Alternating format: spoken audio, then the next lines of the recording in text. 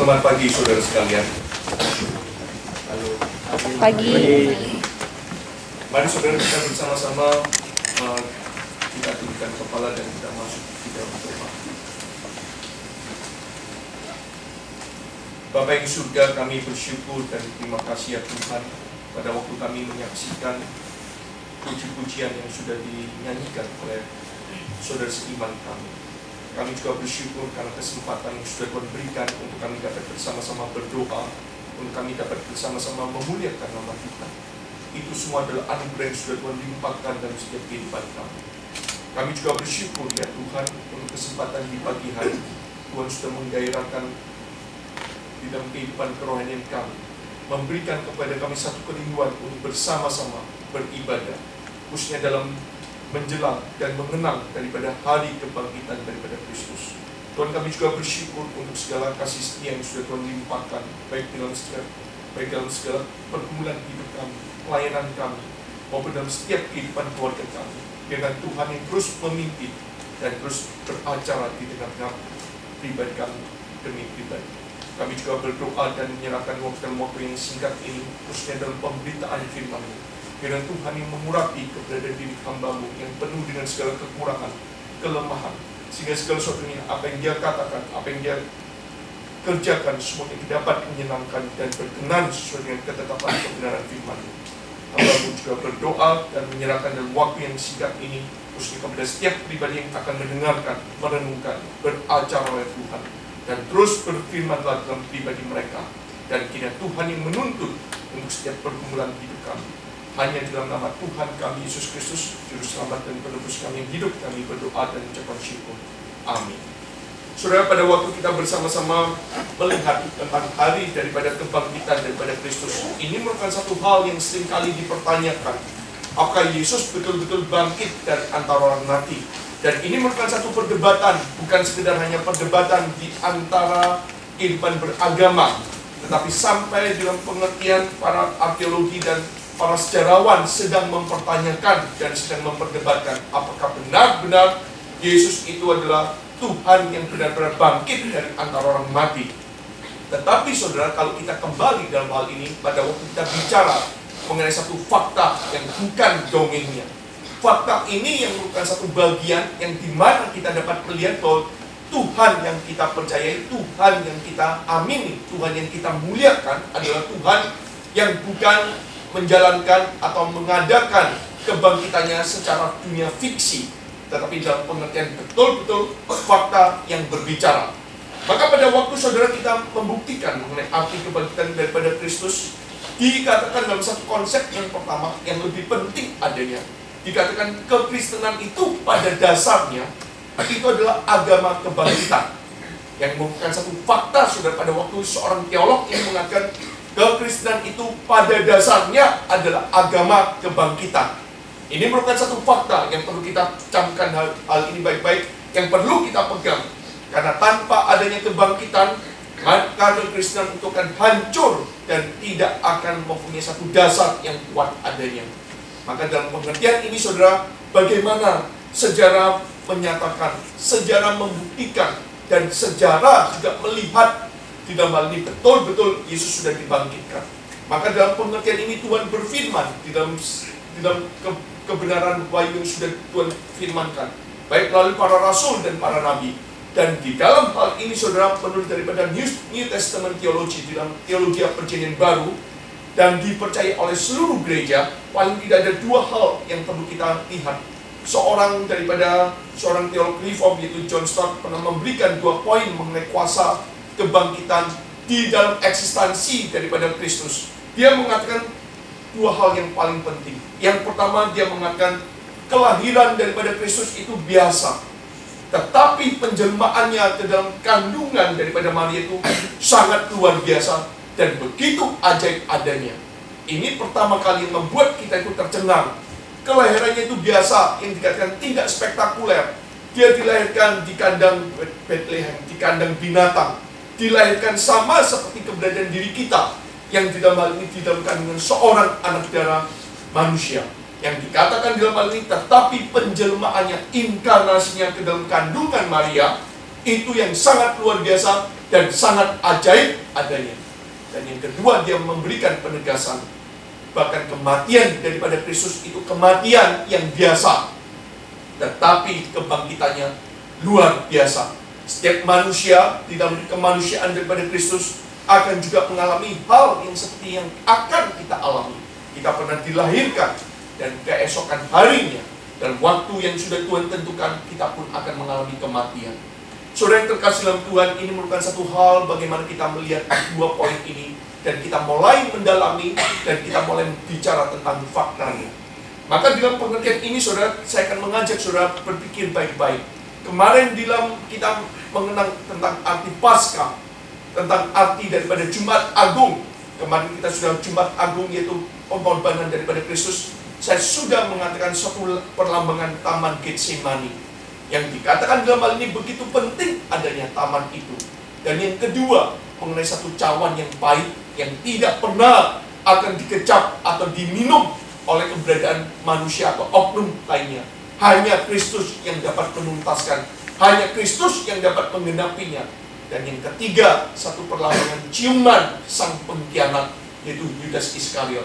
Saudara, pada waktu kita bicara dalam hari kebangkitan ini, saya pun mengajak saudara melihat tentang arti, yaitu bagaimana tentang fakta yang dikatakan liang kubur yang kosong. Yang dikatakan saudara, liang kubur yang kosong ini bagaimana kita melihatnya. Ada seorang yang berpendapat bahwa perempuan-perempuan itu pada waktu pergi ke liang kubur, daripada ingin melihat daripada Kristus, mereka itu ke dalam liang kubur yang salah. Mereka menuduh mereka. Dan dapat dipahami saudara, bahwa dalam keadaan yang gelap, yang masih gelap, perempuan-perempuan itu mungkin telah membuat kesalahan yang semacam itu. Tetapi pada waktu tujuan itu dilontarkan, kesalahan-kesalahan daripada perempuan itu yang mungkin salah melihat makam, salah melihat liang kubur itu. Tetapi bagaimana tugas kita sebagai orang Kristen? Tugas kita sebagaimana orang-orang Kristen yang harus membela iman kepercayaan pribadi kita. Yang kita mengaku menjadi orang yang diselamatkan. Tapi jujur saudara, berapa persen orang Kristen yang mau belajar untuk bicara soal kebenaran? Berapa persen orang Kristen yang berani bicara soal kebenaran, walaupun dia akan difitnah dan dikucilkan, bahkan mungkin akan dikata-katain dan dihina. Tetapi saudara, di dalam hal ini, pada waktu mereka memberikan tujuan-tujuan kepada perempuan itu, maka tugas kita kembali melihat. Tugas kita harus bicara soal fakta ini. Dikatakan saudara, sebagaimana yang telah kita lihat di dalam kebenaran firman Tuhan, bahwa perempuan-perempuan itu dikatakan tidak salah. Kenapa saudara? Karena pada waktu itu dikatakan keadaan saat itu tidak lagi gelap gulita. Karena Lukas mengatakan pagi-pagi benar, berarti bukan di tengah malam saudara. Selain daripada itu, Markus mengatakan di dalam itu setelah matahari terbit, mereka itu masuk dan mencari di dalam keberadaan daripada Yesus ke dalam makam itu. Maka Markus dan Lukas mencatat dua pembuktian yang sangat besar, dua fakta kalau tujuan mereka mengatakan perempuan itu salah masuk karena mereka sedang mencari di tengah-tengah gelap gulita. Itu salah saudara. Karena di dalam hal ini pembuktian kita yang pertama dikatakan di dalam hal ini Lukas mengatakan di pagi-pagi yang benar, dan Markus mengatakan pada saat matahari sudah terbit adanya, setelah matahari terbit adanya. Dan di samping itu saudara, mereka telah ada di sana sebelumnya. Dalam arti sebelumnya, pada waktu Yesus belum dimakamkan, para perempuan itu yang menangisi, sehingga mereka itu faham sekali tentang lokasinya. Pada waktu dikatakan Yusuf dan Nikodemus itu meletakkan mayat daripada Tuhan Yesus di makam di liang kubur yang mereka sudah pahami, tempat di mana gurunya dimakamkan, tempat di mana gurunya itu dikuburkan. Dan ini merupakan satu pembuktian yang kedua, bahwa mereka faham, mereka melihat daripada waktu gurunya disalibkan, sedangkan para murid-muridnya takut dan gentar. Tetapi siapakah yang mengantarkan Yesus sampai disalib? Pada waktu yang menangisi, dikatakan perempuan-perempuan ini. Saudara, bahkan mereka menyaksikan sendiri seluruh upacara penguburan, dan dikatakan mereka duduk di depan kubur itu. Itu terdapat Matius pun mengatakan, menggambarkan perempuan ini menjadi seorang saksi. Perempuan ini menjadi seorang yang menyaksikan seluruh upacara penguburan daripada gurunya, yaitu Yesus. Saudara, sehingga dalam hal ini 3 hal yang kita dapat membuktikan waktu tujuan itu terjadi. 3 hal ini yang dapat kita pegang, yang dapat kita memberikan pertanggungjawaban di dalam iman kepercayaan diri kita. Dan di selain itu, saudara, siapakah 3 perempuan ini? Dikatakan dia adalah Maria Magdalena, dia adalah Maria ibu Yakobus, dan ketiga yang bernama Salome. Ketiga perempuan ini dikatakan, saudara, kenapa 3 orang? Kenapa tidak saja Maria Magdalena saja? Kenapa tidak dikatakan Maria ibu Yakobus saja? Kenapa tidak dikatakan itu hanya Salome saja? Tetapi 3 ini, saudara, yang membuat kita kembali menyadari. Di dalam hal ini, jadi kalau ada salah seorang yang membuat kekeliruan atau mungkin kekilafan, tentulah yang lain akan mengetahuinya dan menyadarkan bahwa itu salah. Maka 3 orang, saudara, 3 orang tidak mungkin akan salah. Kalau 2 orang mungkin mengatakan mungkin yang ini, yang satu tidak mungkin yang ini. Tapi kalau 3, saudara, di dalam hati mereka lebih dikuatkan mengenai kesaksian apa yang mereka saksikan, bahwa mereka tidak salah pada waktu mencari tiang kubur daripada Yesus. Maka di dalam hal ini, saudara, dan kalau itu pun seandainya, saudara, kita berpikir ya, seandainya kalau mereka 3 orang ini tetap salah, pada waktu mereka memberikan laporan itu kepada Petrus dan Yohanes, apakah, saudara, di dalam hal ini, apakah Petrus dan Yohanes itu akan membuat kesalahan yang sama ketika mereka berlari ke tempat itu dan memeriksa kebenaran berita itu? Maka di dalam hal ini, saudara, mereka termasuk Yusuf pemilik kuburan daripada Nikodemus ini, apakah juga akan salah juga menyaksikan? Mereka adalah orang yang menguburkan, mereka adalah orang yang menyaksikan. Bahkan 3 orang ini diperkuat, bukan 1-2 orang saja, tapi 3 orang. Selain daripada 3 orang ini, mereka memberitahukan Petrus dan Yohanes, termasuk pemilik kuburan ini juga mengetahui di mana Yesus dikuburkan dan di mana Yesus dimakamkan. Maka di dalam hal ini, saudara, waktu kita menjadi orang Kristen, kita kembali dikuatkan. Ini faktanya, ini pembuktiannya bahwa Tuhan kita itu benar-benar hidup. Dan yang kedua, saudara, satu hal teguran, satu hal sentilan, satu hal yang dipermainkan di tengah-tengah dunia sekarang ini, mengatakan bahwa kebangkitan Yesus itu adalah kebangkitan yang bisa kita pertanyakan. Kenapa? Teori yang kedua muncul lagi. Itu teori pingsan. Teori yang dimana Yesus dicurigai tidak benar-benar mati adanya. Saudara, saya akan mengajak saudara untuk mengajak beberapa teguran dan beberapa tuduhan yang diberitakan, yang dikabarkan, yang disudutkan kepada orang-orang Kristen. Saudara ingat baik-baik ya, menjadi orang Kristen, kalau saudara dituduh, bukan sekedar saudara mengatakan kita biarkan saja kita dituduh, biarkan saja kita difitnah, supaya kita pun belajar untuk memberikan kasih sayang kita, kasih ilahi kepada, tidak membalas kejahatan dengan kejahatan. Saudara, itu memang benar, tapi benarnya separuh. Kalau saudara dituduh dan difitnah, ingat baik-baik. Sehingga di dalam hal ini guru saya memberikan satu kalimat yang sangat kental sekali. Dia mengatakan, jikalau engkau sebagai orang Kristen, engkau dituduh dan difitnah, tetapi engkau tidak pernah melakukan tujuan itu dan fitnahan itu tidak benar, kamu berhak untuk bicara, kamu berhak untuk membela. Karena iman kekristenan itu bukan tempat untuk sebagai satu sarang penuduhan dan pemfitnahan. Maka di dalam hal ini, saudara, saya kembali disadarkan, maka tugas kita pada waktu kita dicurigai, difitnah dan dituduh mengenai iman kepercayaan diri kita, kita pun harus belajar untuk menyampaikan yang benar. Menyampaikan yang benar itu tidak harus dengan emosi, tapi dengan satu hal berpengetahuan, dengan satu hal pelan tapi pasti, dengan rasa menghargai, tetap mempunyai intelektual yang tinggi, dan tetapi membuktikan bahwa apa yang kamu tuduhkan dan apa yang kamu salahkan itu salah total adanya.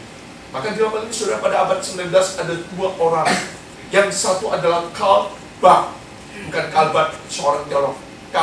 Ini Karl Barth pakai H ya. Yang satu adalah Karl Venturini, saudara. Dia menjelaskan kedua Karl ini menjelaskan, saudara, kebangkitan Kristus itu sebenarnya dia itu cuma pingsan. Pingsannya kenapa? Karena kepayahan di atas salib. karena sudah terlalu capek adanya, maka dia pingsan. Maka itu saudara, dia telah diberi suatu obat yang membuatnya itu kelihatan mati. Dan bahwa selanjutnya dia dihidupkan kembali oleh udara kuburan. Pada waktu dia dibawa, seakan-akan dia sudah diberikan satu obat, seakan-akan mati adanya, pingsan adanya. Dan kemudian dimakamkan. Karena makamnya dulu saudara itu berbeda, tidak langsung dengan peti mati atau dengan maksudnya itu dengan di pasir, kemudian tanah, kemudian ditaruh di atasnya. Tidak saudara, tetapi ini dalam satu seperti ruangan tapi dalam goa. Saudara, tetapi dalam hal ini mereka mengatakan pada waktu itu dibawa yang membuatnya kelihatan mati, selanjutnya dihidupkan kembali oleh udara di tengah-tengah kuburan itu yang sejuk dan lembab adanya. Maka dia terbangun adanya. Saudara, maka dua orang ini yang membuat seluruh daripada apa yang dia tuliskan, membuat semua orang bertanya-tanya mengenai kuasa kebangkitan daripada Kristus. Tetapi saudara, di dalam hal ini para pembuat teori ini kemudian bersekongkelan, atau dalam pengertian mempunyai konspirasi teori saudara, menguatkan hipotesis ini dengan menjelaskan bahwa Yesus itu telah diberi suatu cairan. Ingat saudara, dia memakai Alkitab juga. Waktu Yesus diberikan cairan itu di suatu bunga karang, ketika dia tergantung di atas kayu salib, bukankah Markus pun mengatakan bahwa ada salah seorang tentara mencucukkan bunga karang itu dan memberikan dalam hal ini cairan, yaitu cuka, yang kemudian di dalam cuka itu diberikan obat untuk penenang, untuk penahan rasa sakit. Dan kemudian Pilatus kelihatan terkejut akan betapa cepatnya kematian daripada Yesus. Hal ini pun tercatat dalam Markus 15, bukan? Maka pada waktu kita melihat dalam Markus 15 ayat 36 dan Markus 15 ayat 44, kedua peristiwa ini, apa yang dikatakan oleh dua kaum ini, memang benar-benar kelihatannya itu benar adanya. Tetapi saudara, kita menjadi orang-orang Kristen, kita diingatkan baik-baik, hati-hati. Keberadaan Tuhanmu, kebangkitannya betul-betul sudah dinyatakan. Fakta berbicara, bukan dongeng. Dan selain daripada kedua orang ini, ada seorang yang tahun 1929, ada seorang yang bernama D.H. Lawrence. Dia pernah menjalin satu tema di dalam suatu cerita yang pendek, di mana dia mengungkapkan bahwa Yesus itu setelah pingsan dan kemudian terbangun karena sejuknya udara di kuburan dan lembabnya kuburan itu, terbangun dan kemudian dia cepat-cepat melarikan diri. Dan dikatakan dia melarikan diri ke Mesir, di mana ia jatuh cinta dengan seorang pendeta wanita yang bernama Isis. Nanti saudara, kalau itu dalam bahasa aslinya, Isis itu artinya sejuk, saudara. Hanya orang Jawa yang ngerti Isis itu sejuk. Isis. Nanti saudara. Maka ini saudara, saya waktu membaca ini gendeng saudara. Yesus bisa melarikan diri ke Mesir dan kemudian jatuh cinta dengan pendeta wanita yang bernama Isis adanya. Ini bukan satu hal. Ini juga sampai bestseller tahun 1929 itu. Karena dia menceritakan bagaimana Yesus itu melarikan dirinya dan jatuh dalam saat pelukan seorang wanita. Saudara, hati-hati ya di dalam pengertian ini. Dan kemudian kita mulai melihat bagaimana penjelasan ini yang dikatakan kita menjadi orang Kristen harus melihatnya. Penjelasan ini mempunyai banyak permasalahan. Yang di dalam hal ini saudara, kita mulai memberikan penegasan. Kita harus mengcounter. Kita harus membela iman kepercayaan kita. Waktu tujuan itu terjadi, tiga hal yang dapat kita memberikan penjelasan mengenai dua tujuan ini. Yang pertama saudara, yang menjadikan satu hal kita mulai berpikir dan baik-baik. Menjadi seorang jemaat itu jangan menjadi pengikut atau jemaat yang seperti kambing congek. Saudara ngerti ya kambing congek? Atau dalam bahasa yang lebih di Hollywood kan, itu like a zombie. Saudara tahu ya zombie? Zombie itu nggak pernah berpikir. Zombie itu nggak pernah bisa membedakan. Zombie itu hanya mengikuti kemana dia mencium bau yang busuk. Padahal busuk, tapi bagi dia itu adalah sesuatu yang nikmat adanya. Saudara, banyak sekali di dalam gereja-gereja Tuhan yang kelihatannya sedang menyatakan kebenaran, tapi dia sedang mensandiwarakan. Banyak gereja-gereja yang tidak pernah mendidik jemaatnya untuk berpikir dan membawa kembali kepada Yesus Kristus, tetapi membawa ke dalam dirinya. Ini sangat berbahaya.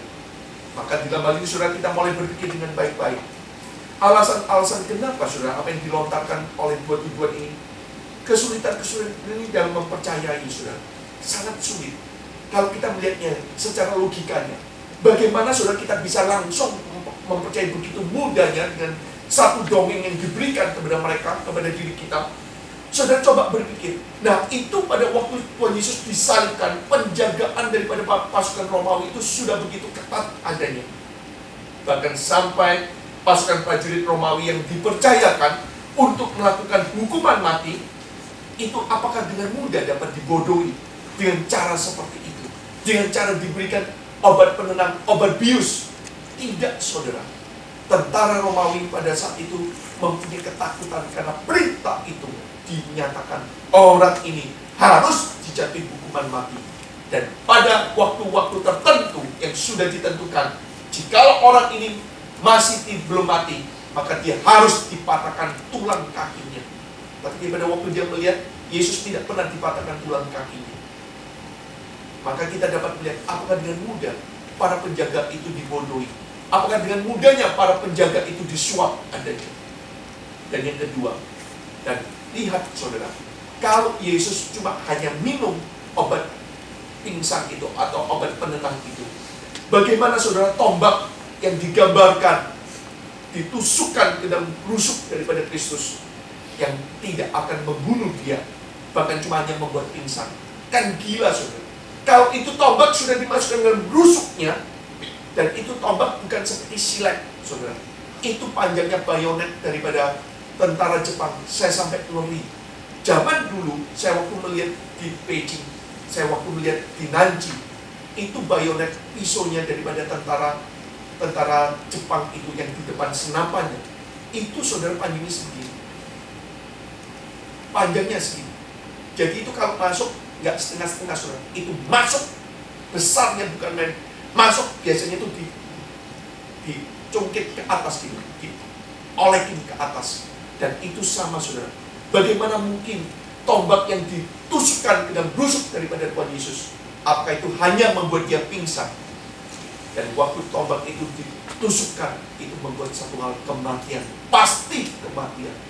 Dan yang ketiga saudara, bahwa Kristus yang lemah, seandainya dia pun dikatakan tidak mati, Kristus yang lemah, Kristus yang sekarat, apakah dapat memiliki kekuatan untuk menggulingkan batu yang besar itu dan mengalahkan penjaga-penjaga Romawi yang begitu banyak memakai persenjataan yang lengkap sekali, dan batu itu besarnya bukan main, sampai dikatakan siapakah yang dapat menggulingkan batu itu seketika jikalau bukan karena kekuatan daripada Allah? Siapakah yang dapat menggulingkan batu ini jikalau bukan karena kuasa malaikat yang Tuhan perintahkan untuk menggulingkan batu daripada patung Tuhan Yesus? Maka kita dapat mulai menyadari hal ini, kita dapat kembali disadarkan bahayanya kita banyak mendengarkan dongeng. Kenapa Paulus juga menjelaskan kepada Timotius, jangan suka mendengarkan dongeng-dongeng para leluhurmu, para nenek moyangmu. Saudara, kita kembali disadarkan lebih lanjut, orang itu harus beranggapan saudara, dapatkah kita percaya bahwa setelah semua luka dan kesakitan yang dialami oleh Yesus, waktu dia diadili, waktu dia diejek, waktu dia disesat, waktu dia disalibkan, dia dapat bertahan 36 jam dalam kuburan, di dalam batu yang dingin, tanpa makanan, tanpa perawatan terhadap luka-lukanya? Apakah dia betul-betul dapat hidup seandainya dia hanya pingsan? Ini yang perlu kita pertanyakan, ini yang perlu kita pikirkan. Dan bahwa dia kemudian masih dapat mengumpulkan tenaga yang luar biasa bagi manusia untuk menggolekkan batu yang besar itu yang menutup yang kuburnya. Saudara, itu nggak mungkin terjadi. Dan itu dalam pengertian itu kita mulai memikirkan, kita meng-counter apa yang menjadi tujuan mereka.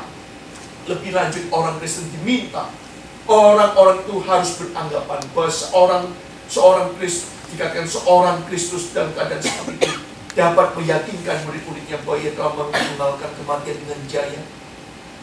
Apakah dengan kalau dia hanya pingsan, kemudian dia menemui para muridnya dengan mengatakan, aku sudah bangkit, mengalahkan segala kuasa maut. Murid-muridnya tahu, kalau bukan aku yang kasih dekolgen kepada kamu, kamu gimana bisa hidup? Kalau bukan aku yang memberikan dalam ini obat untuk penenang dalam dirimu, untuk menahan sakit, bagaimana kamu bisa menyatakan kematian? Tetapi justru Yesus, dia tidak melakukan hal itu. Bahkan dia melakukan kuasa kebangkitannya. Karena apa yang dia katakan, dia tidak pernah mendustai. Apa yang dia katakan, dia akan pegang. Dari apa yang dia sudah katakan sampai kemudian dia menggenapinya. Bahkan sebelum dia berinkarnasi, para nabi itu sudah menubuat tentang dirinya. Dan itu akan digenapi dalam pribadinya. Sehingga saudara, dalam hal ini kita dapat melihat bagaimana kita dapat mengcounter tentang teori pingsan ini. Dan kemudian saudara, satu tujuan yang ketiga. Kemarin kita sudah mendengarkan 3 hal. Saya juga hari ini membawakan dalam 3 hal yang lebih penting. Yaitu seorang mencuri dan memindahkan tubuh atau jasad daripada Kristus. Saudara, kita mulai belajar. Tetapi siapa saudara yang memindahkan? Siapakah yang melakukan tujuan ini? Jikalau di dalam ini seseorang mencuri dan memindahkan tubuhnya. Tujuan itu diberikan kepada para murid-murid Tuhan Yesus. Tetapi saya menjawab saudara, itu pasti bukan para murid. Kenapa saudara? Karena jika mereka telah memindahkan tubuh daripada gurunya, mereka kemudian pasti tidak mungkin bersedia mati untuk apa yang mereka ketahui sebagai pemalsuan. Mereka juga tidak mau saudara. Mereka itu mau bukti, mereka itu mau faktanya, mereka tidak mau konspirasi teori itu terjadi. Mereka mau itu bukan pemalsuan, mereka mau itu fakta yang betul-betul apa yang dikatakan gurunya itu harus digenapi. Saudara, sehingga kalau mereka melakukan demikian, mereka juga tahu saudara, mereka tidak mau bersedia mati untuk apa yang mereka ketahui itu seandainya itu sebagai satu pemalsuan belaka. Dan dikatakan saudara, bahkan penguasa-penguasa Yahudi dan orang-orang Romawi telah mengambil tubuhnya.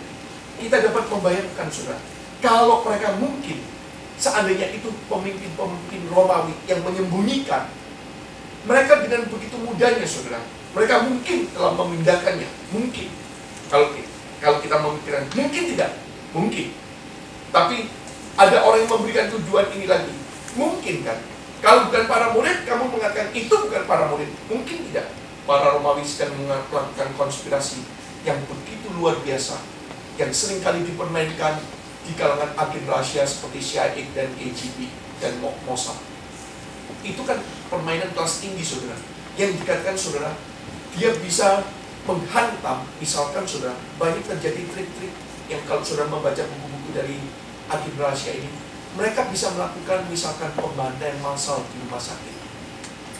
Padahal saudara, itu yang mereka lakukan itu adalah orang mereka sendiri. Jelas ya? Misalkan mengadakan penculikan seorang anak dari pemimpin atau pejabat negara lain. Padahal yang menculik itu bukan dari orang-orang teroris, tapi orang-orang CIA sendiri. Tapi mereka kemudian keluar dan seakan-akan itu seperti Superman, saudara. Seakan-akan dia bisa menuntaskan, dia bisa mencari siapa terorisnya. Asal pejabat itu menandatangani untuk mengizinkan tentara Amerika untuk menghantam atau untuk kemudian membinasakan para teroris ini. Padahal itu musuh pribadinya. Tapi yang merekayasa seluruh daripada hal ini adalah agen politikus yang tertinggi daripada CIA. Saudara, sama dilakukan. Kalau hal ini, mereka kalau mengatakan kalau bukan para murid, mungkin tidak orang-orang Yahudi dan para pemerintah Romawi ini yang telah mengambil tubuh daripada Kristus. Kita dapat membayangkan mereka mungkin telah memindahkannya pada awalnya agar bisa lebih baik menjaganya. Karena alasan-alasan yang sama, mereka itu memperkirakan kubur itu dan menempatkan orang untuk menjaganya. Saudara, si penyesat itu dikatakan si penyesat itu ejekan yang diberikan kepada Yesus yang terdapat dalam Matius pasal yang ke-27. Jangan-jangan si penyesat itu pernah mengatakan bahwa pada hari yang ketiga dia akan bangkit. Tetapi saudara, rekayasa yang begitu kelas tinggi ini dilakukan. Dia sembunyikan, tapi kubur itu dinyatakan kosong adanya. Saudara, jika hal ini terjadi, suatu rekayasa kelas tinggi itu terjadi, jikalau itu terjadi saudara, mereka pasti kemudian akan menunjukkan tubuh daripada Kristus ketika para murid-murid itu memulai pemberitaan mengenai kuasa kebangkitan daripada guru. Penguasa-penguasa itu mungkin saudara membenci Injil dan akan melakukan segala sesuatu dalam kuasa mereka untuk menghentikan penyebaran itu dengan mengatakan itu pemalsuan. Karena di dalam hal ini jasadnya, mayatnya, aku yang menyimpan. Mereka akan menunjukkan dalam hal ini. Tetapi kenapa sebaliknya? Mereka kembali mempunyai rasa ketakutan. Mereka kemudian memerintahkan. Di dalam sejarah gereja, saudara, tidak pernah tercantumkan dalam hal ini bagaimana gambaran pada waktu kebangkitan daripada Kristus. Kebangkitan daripada Kristus tetap harus dibayar dengan harga yang mahal. Mereka memerintahkan, para pemerintah Romawi ini, mereka memerintahkan untuk menangkap para rasul-rasul, mengancam mereka, dan akhirnya ada seberapa bagian di antara mereka pengikut Kristus, mereka dibunuh. Dan akhirnya mereka membunuh mereka. Dan tidak ada satupun dari hal itu yang perlu dijelas, yang dilakukan jika mereka bisa menunjukkan tubuh Kristus. Jikalau itu rekayasa itu dilakukan, betul-betul terjadi. Hal itu saudara, nggak perlu lagi pemberitaan. Mereka langsung menghantam. Tetapi kenapa mereka melakukan penangkapan, mereka melakukan pengancaman, mereka melakukan pembunuhan? Jikalau itu memang jasad disimpan oleh pemerintah Romawi, buat apa mereka harus membunuh para murid-murid ini? Nggak perlu, bukan? Tunggu saja tanggal waktunya. Tetapi saudara, ini merupakan satu hal alasan mengapa mereka tidak menunjukkan tubuh Kristus. Mengapa mereka, para pemerintah Romawi ini juga ketakutan? Karena mereka pun menyadari bahwa betul-betul kubur itu sudah kosong. Dan jasadnya, tubuhnya juga telah hilang. Saudara, kalau orang sudah ketakutan dengan apa yang dia sudah rencanakan, kemudian tidak menjadikan suatu hal realitanya, dengan apa yang dia sudah berikan terbaik dengan menjaga daripada tubuh dan jasad daripada Kristus, tahu-taunya tubuh kubur itu tetap kosong. Hal itu yang membuat dia tidak mempunyai kesiapan hati. Mereka tidak mempunyai kesiapan hati memberikan pertanggungjawaban atas segala kuasa pemerintahan mereka. Maka dalam hal ini saudara, kita dapat juga melihat apakah orang-orang Yahudi itu juga memiliki konsep kebangkitan. Saudara perhatikan baik-baik. Ini bagian yang kita akan masuk sebelum mengakhirinya. Saudara di dalam ini, apakah orang-orang Yahudi memiliki suatu konsep fisik tentang kebangkitan? Saudara, saya mengatakan bahwa orang Yahudi itu memang benar-benar memiliki konsep kebangkitan secara fisik. Bagi mereka, saudara tahu ya, bagi orang Yahudi, objek utama kebangkitan itu adalah tulang-tulang si almarhum atau yang meninggal ini. Dan bukan sekedar dagingnya yang dianggap dapat membusuk. Jadi bagi mereka itu tulang itu sangat berarti. Tulang itu bukan sekedar daging. Bagi mereka daging dapat membusuk. Tapi tulang ini harus tetap ada. Kenapa saudara? Dikatakan bagi mereka setelah daging itu membusuk, orang-orang Yahudi itu akan mengumpulkan tulang-tulang orang mati. Dan kemudian mereka akan menaruhnya ke dalam kotak-kotak untuk dipelihara sampai saat kebangkitan pada akhir zaman. Mereka percaya saudara. Bahkan saat Tuhan akan membangkitkan orang-orang Israel yang telah mati, dan mereka akan berkumpul bersama-sama dalam kerajaan Tuhan yang terakhir. Kenapa saudara? Bagi orang Yahudi, waktu mereka mengumpulkan, bagi mereka itu daging dapat membusuk, mereka tidak menyimpan dagingnya. Tapi bagi mereka tulang itu harus dikumpulkan dan dimasukkan ke dalam satu kotak. Karena mereka yakin dan percaya kalau orang bisa dipelihara secara keutuhan otaknya, tulangnya dari kepala sampai kaki utuh dan dimasukkan dalam kotak, mereka percaya kuasa kebangkitan nantinya Yesus atau Mesias datang itu, mereka juga akan dibangkitkan dan diam di dalam kerajaan Tuhan. Ini tanggapan orang Yahudi. Maka dalam hal ini saudara, berdasarkan pengetahuan ini dapat kita pastikan, ini merupakan satu yang dikatakan berdasarkan pengetahuan daripada orang Yahudi ini, pasti akan merupakan satu hal yang kontradiktif. Bila orang-orang Yahudi mengatakan bahwa seorang dibangkitkan dari kematian, namun jenazahnya masih ada di dalam kubur. Jika bila pertanyaan-pertanyaan orang Kristen mula-mula mengatakan bahwa Yesus dikuburkan dan kemudian dibangkitkan pada hari yang ketiga, secara implisit namun cukup jelas dikatakan bahwa sebuah kubur yang kosong telah ditinggalkan. Bagi orang Yahudi itu gentar adanya Kalau memang betul-betul bangkit, kita harus, bagi mereka itu kita harus menemukan tulangnya. Waktu mereka kubur Yesus itu terbuka, mereka pun masuk dan melaporkan, dikatakan tubuh dan jasadnya pun hilang, dan tulang-tulangnya pun tidak tertinggal. Kalau seandainya tulang itu masih ada, saudara, bagi orang Yahudi mengatakan, bangkit apanya? Bangkit memang bangkit, tapi belum waktunya, karena aku masih menyimpan di dalam kotak. Tapi yang membuat gentar tentara ini begitu masuk dan melaporkan, bukan saja jasadnya hilang, bukan saja dagingnya sudah membusuk, sampai tulangnya pun tidak ada. Yang tertinggal hanya apa? Kain kafan. Saudara, ini merupakan satu hal kenapa teori pencurian ini terjadi, dan kita pun dapat mengkonter dan menjelaskan. Saudara, saya akan mengajak di lembaga yang terakhir ini sebagai penutupan kita. Mari kita membuka dalam Kisah Para Rasul pasal yang kedua. Tidak seperti biasanya itu pembukaan awal kita membaca kebenaran firman Tuhan. Tapi di dalam akhir ini, sebagai satu pesan dalam hari kebangkitan daripada Kristus, kita membaca di dalam Kisah Para Rasul pasal yang kedua, ayat 22 sampai dengan 35. Saya akan membacakan ayat yang genap dan saudara membacakan ayat yang ganjil, bergantian. Hai orang-orang Israel, dengarlah perkataan ini. Yang aku maksudkan ialah Yesus dari Nazaret, seorang yang telah ditentukan Allah, dan yang dinyatakan kepadamu dengan kekuatan-kekuatan dan mujizat-mujizat, dan tanda-tanda yang dilakukan oleh Allah dengan perantaraan Dia di tengah-tengah kamu, seperti yang kamu tahu.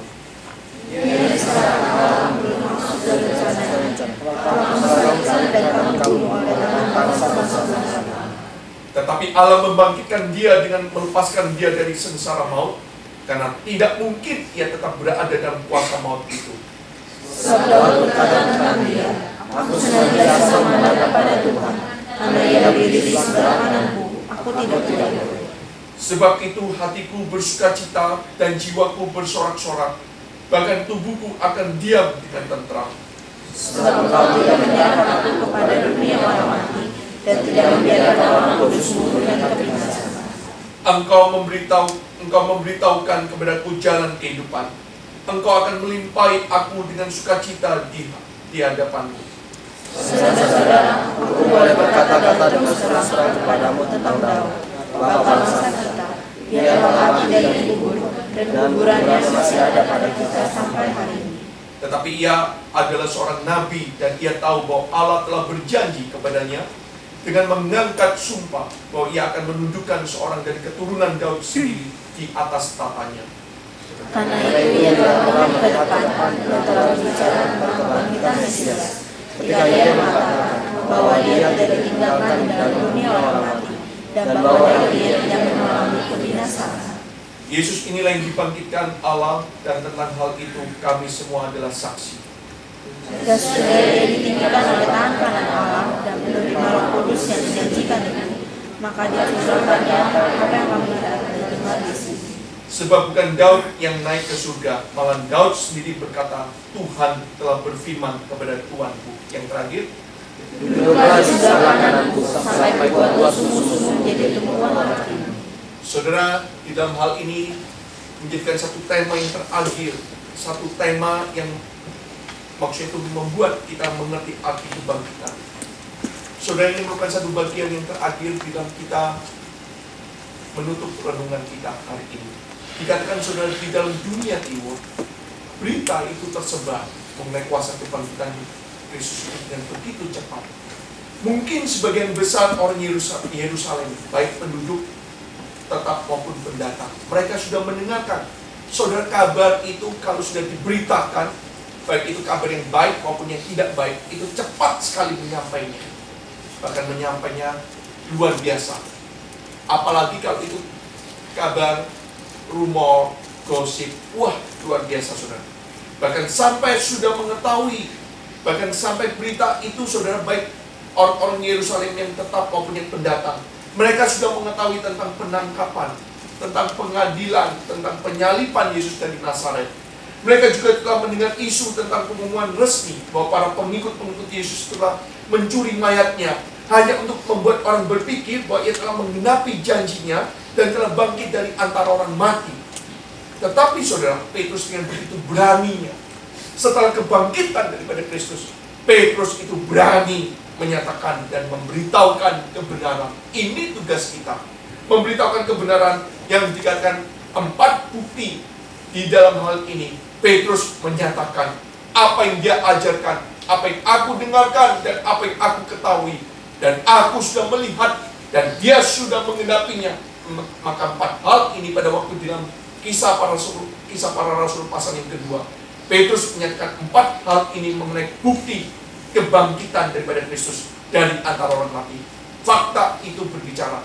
Yang pertama saudara, Petrus mengatakan, lihatlah daripada pribadi daripada Yesus Kristus sendiri, yang sudah engkau pernah mendengar, yang sudah engkau pernah melihat, bahwa Yesus dari Nazaret itu benar-benar telah bangkit dari antara orang mati. Dan kebangkitan itu membuktikan dia adalah Mesias. Bukankah engkau telah melihat mujizat yang dilakukan oleh Yesus saat dia membangkitkan orang mati? Bukankah engkau sudah mendengarkan dia pada waktu dia berbicara? Dan kalian pun mendengarkan dan menyaksikan cara teladan kehidupannya. Ini yang dinyatakan, Petrus mengingatkan, lihatlah. Pembuktian yang pertama, pribadi daripada anak tunggal Bapa. Dikatakan saudara, sungguh sangat luar biasa apabila manusia seperti itu dapat dikalahkan oleh kematian. Saudara, dari sudut pandang penyalipan, Yesus itu adalah suatu kejahatan yang besar. Yang dikatakan kalau orang sudah disalibkan, itu adalah satu arti adalah orang yang dimurkai. Bagi mereka itu adalah satu hal sangat luar biasa kalau dia dapat dikalahkan dengan kematian hanya disalibkan saja. Tetapi saudara, dari sudut pandangan yang lain hanya beda satu ayat saja. Yang satu terdapat dalam pasal yang 23, yang satu pasal yang dalam ayat yang ke-23, dan yang ayat ke-24 dia mengatakan dari sudut pandangan yang lain itu merupakan satu hal kemenangan. Pada waktu dia disalibkan, semua orang menghina, mencaci maki, memfitnah, meludahi, mengkata-katai. Saudara, kadang-kadang fitnahan itu justru memberikan penghiburan. Fitnahan itu justru memberikan kekuatan. Fitnahan itu justru memberikan kuasa kemenangan. Berbagailah orang yang dihina, berbagailah orang yang dianiaya oleh karena kebenaran firman Tuhan, oleh karena membela kebenaran firman Tuhan. Yesus pun mengalami demikian. Petrus memberikan penegasan dalam kuasa kebangkitannya. Lihatlah, bagi kamu dia disalibkan merupakan satu penghinaan. Tetapi dari sudut yang lain adalah satu hal kemenangan yang besar. Karena justru dengan penyalipan ada kuasa kemenangan. Yang seringkali dikatakan sosial segunan, cici cairungnya. Terlebih dahulu itu penderitaan, kematian, penyalipan, penyiksaan. Baru adanya kuasa kebangkitan dan kuasa kenaikan. Tanpa penyalipan tidak ada kebangkitan. Tanpa kematian tidak mungkin ada kehidupan. Maka di dalam hal ini saudara, kita dapat melihat kata yang diterjemahkan. Petrus membawa kita itu kembali menyadari kata yang diterjemahkan dengan secara akuratnya. Sengsara itu artinya saudara sakit melahirkan.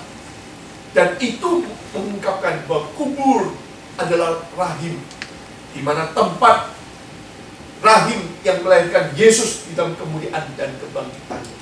Kenapa Yesus harus disalibkan, mati dan dikuburkan? Saudara, arti kesengsaraan dia. Di dalam pengakuan iman Westminster dikatakan pada waktu Yesus mengalami 2 hal, dia direndahkan dan dia ditinggikan.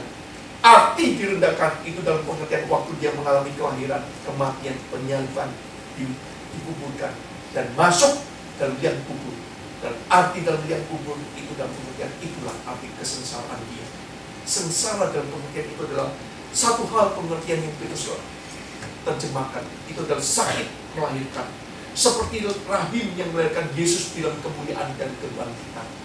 Tanpa adanya kuasa kematian, tidak mungkin sudah ada kuasa kebangkitan. Dan yang kedua, Petrus mengajak kita berpikir baik-baik di dalam Kisah Para Rasul pasal yang kedua. Kenapa disebutkan tentang Daud? Di dalam ayat yang ke-25 sampai dengan 31. Nubuat Daud. Dia mengutip di dalam Mazmur pasal yang ke-11 ayat yang ke-8 sampai dengan 11. Petrus itu mengutip dari apa yang pernah dinubuatkan oleh Daud. Dia mengutip dalam Mazmur 16 ayat 8 sampai dengan 11. Dan ayat ini jelas-jelas tidak dapat diterapkan kepada Daud sendiri, karena Daud telah mati dan dikuburkan. Tetapi sebagai Nabi Allah, Daud itu menubuatkan dan menulis tentang Mesias, bahwa nyawanya tidak akan tetap berada di dalam Hades, dalam dunia orang mati, dan tubuhnya tidak akan tetap di dalam kuburan dan membusuk adanya. Hal ini dikatakan oleh Daud, dipakai oleh Petrus, dan melihat penggenapan daripada anak Allah sudah menggenapi, sudah menyatakan faktanya. Maka Petrus pun kembali dikuatkan. Dulunya dalam perjanjian lama, bukankah itu pernah dipakai, pernah dikatakan oleh seorang Nabi Daud? Dan hari ini dia mengutip apa yang dikatakan oleh Daud, dan dia menyaksikan bahwa gurunya benar-benar sudah bangkit dari antara orang mati. Saudara, ini merupakan satu hal sampai dikatakan pemerintah Romawi tidak dapat menemukan tulangnya Yesus sampai di mana. Ini merupakan satu fakta yang bukan dongeng. Dan yang ketiga, saudara, kesaksian dari orang-orang percaya. Ayat 33 yang tadi saudara sudah membaca.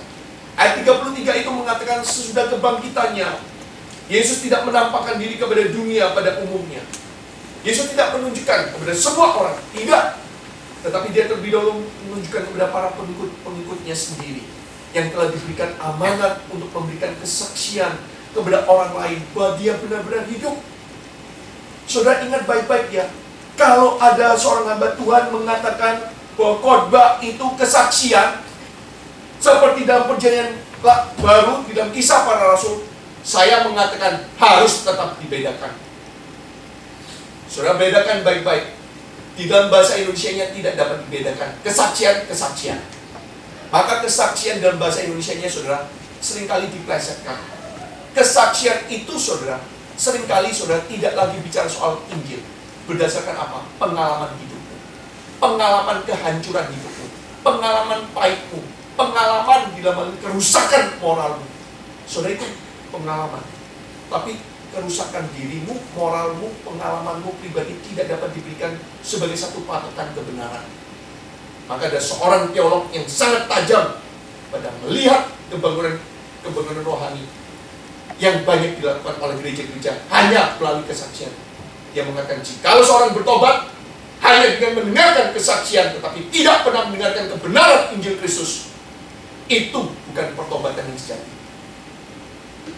Karena tidak mungkin seorang dapat betul-betul bertobat jikalau dia tidak pernah mendengarkan Injil Kristus. Saudara, ini kalimat yang sangat luar biasa.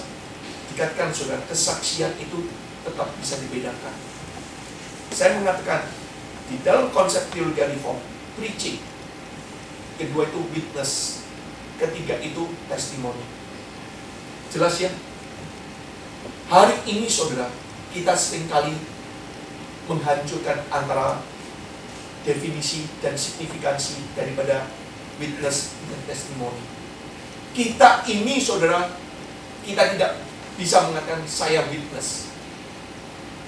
Tetapi para rasul ini, yang terdapat dalam Kisah Para Rasul itu, mereka melihat witness, saudara. Mereka bukan testimoni lagi. Kalau kita hidup sesudah era daripada Kristus, ini kita mengatakan our testimony, my testimony. Mantap ya, saudara.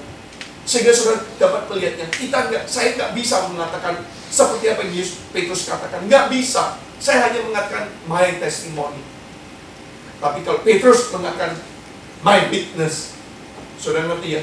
Maka dalam bahasa aslinya itu dapat dibedakan. Sangat disayangkan kalau sampai orang memaksakan hanya karena nafsu pribadinya mengatakan khotbah itu kesaksian juga. Kesaksian itu khotbah. Yang terdapat dalam Kisah Para Rasul, saya mengatakan itu tidak pernah dengan kejelian melihatnya. Dikatakan, saudara, Yesus tidak menampakkan kepada orang-orang pada umumnya, tetapi dia menunjukkan kepada para pengikutnya sendiri yang telah diberikan amanat untuk memberikan kesaksian kepada orang lain. Memberikan kesaksian kepada orang lain bagian hidup. Tetapi orang yang pertama kali diberikan, Thomas, lihatlah, julurkan tanganmu dan masukkan ke dalam tulang rusukmu. Saudara, bukankah dalam hal ini dia sendiri yang menjadi orang yang bukan hanya menyaksikan sesudah daripada para rasul, tapi dia sendiri berhadapan dengan sang kebenaran itu. Saudara, sehingga kita dapat lihat, apakah orang-orang ini dapat menjadi saksi yang handal? Dapatkah kita dapat mempercayai mereka? Saudara, kita dapat menjawab, pasti dapat, saudara. Karena sebelum kebangkitan Kristus, murid-muridnya bahkan tidak percaya bahwa ia bangkit dari antara orang mati. Dan mereka sendiri harus diyakinkan mengenai hal itu dengan pengertian apa? Witness. Dengan pengertian saksi melihat di depan matamu. Engkau dapat meraba, engkau dapat bersama-sama dengan dia. Itu witness, bukan testimoni. Sehingga kita dapat melihat, saudara, tidak ada untungnya seandainya bagi para murid mereka memberitakan kabar bohong. Karena berita mereka itu akan menimbulkan perlawanan. Jikalau berita kebangkitan itu hanya berita yang penipuan saja, nggak perlu, saudara. Dikatakan mereka itu, jikalau kabar yang mereka beritakan itu hanya kabar bohong, kabar ini, saudara, akan menimbulkan apa? Perlawanan dari pihak pemerintah, bahkan berakibatkan hukuman penjara, bahkan kematian bagi beberapa orang-orang percaya yang hanya menjadi pengikut para rasul. Maka dalam hal ini para rasul tidak dapat menjadi orang-orang yang mengabarkan kabar bohong ini. Beberapa orang fanatik mungkin saja mau percaya dan memberitakan kabar bohong itu selama beberapa waktu. Tetapi jika ada ribuan orang percaya pada suatu, dan bila dipercaya dan didukung dengan mujizat yang dilakukan, maka saudara akan mudah dapat saudara dengan begitu mudahnya mengabaikan atau tidak begitu mudahnya mengabaikan begitu saja. Jadi pada waktu, saudara, mereka para murid mengabarkan tentang kebenaran kebangkitan itu, fakta berbicara ini, mereka tidak melakukan kebohongan. Mereka tahu. Sekalipun ada beberapa orang yang fanatik sebelum mendengarkan itu, mereka percaya. Ini adalah satu gambaran daripada jemaat sekarang hari ini. Yang satu percaya tanpa mikir, yang satu berpikir dan ingin melihat realita dan faktanya. Saudara, ini merupakan satu hal bagaimana kita belajar. Fanatik itu boleh, tapi kalau fanatik tanpa otak itu berbahaya. Maka saya selalu mengatakan, hati-hati, saudara. Gereja kalau tidak baik-baik, sekalipun itu gereja reform, kalau tidak mengalami pertobatan yang baik, akan menjadi the second Vatican. Ini berbahaya. Dan yang terakhir, saudara, bagaimana dalam ayat 33 sampai dengan 35 dan 36, itulah logikanya. Bagaimana kehadiran Roh Kudus. Kehadiran Roh Kudus, saudara, dikatakan, ikutilah logikanya. Jika Roh Kudus ada di dunia, maka pastilah Allah yang mengutus. Yoel di dalam ini, Yoel dalam perjanjian lama menjanjikan bahwa suatu hari nanti Roh Kudus akan datang. Dan bukankah di dalam ini Yesus pun menggenapinya? Yesus sendiri pun berjanji dan mengatakan kepada para muridnya, aku akan mengutus Roh penghibur, Roh Kudus di tengah-tengah pribadimu, di tengah-tengah persekutuanmu, di tengah-tengah gerejamu. Sehingga kita di dalam hal ini, hidup kita hari ini merupakan satu janji yang dibuka dalam 4 hal yang dikorbankan oleh Petrus, menjadikan satu realita untuk kita pegang, kita aminkan. Ingat baik-baik, saudara, para murid pada waktu di tengah-tengah kegentaran, dihina sana kemari, difitnah, tapi kembali dengan satu penghiburan daripada Petrus, kembali mempunyai satu hal kekuatan. Bersyukur, saudara. Kalau kamu difitnah, kamu dikata-katai oleh karena kebenaran firman Tuhan, Tuhan akan membalikan fitnah itu akan menjadi blessing. Tuhan akan memberikan dan menyatakan kuasa kemenangan dan berkat yang tiada pernah berkesudahan. Amin. Sehingga saudara pada waktu mendengarkan kebenaran firman Tuhan, jangan cuma percaya saja. Saya kembali menyadarkan kepada kita semuanya, gereja ini gereja reform. Tapi saya tidak mau saudara hanya bangga dengan kereforman saja secara keanggotaan. Tapi ingat baik-baik, saudara dipanggil menjadi seorang yang berjiwa reform.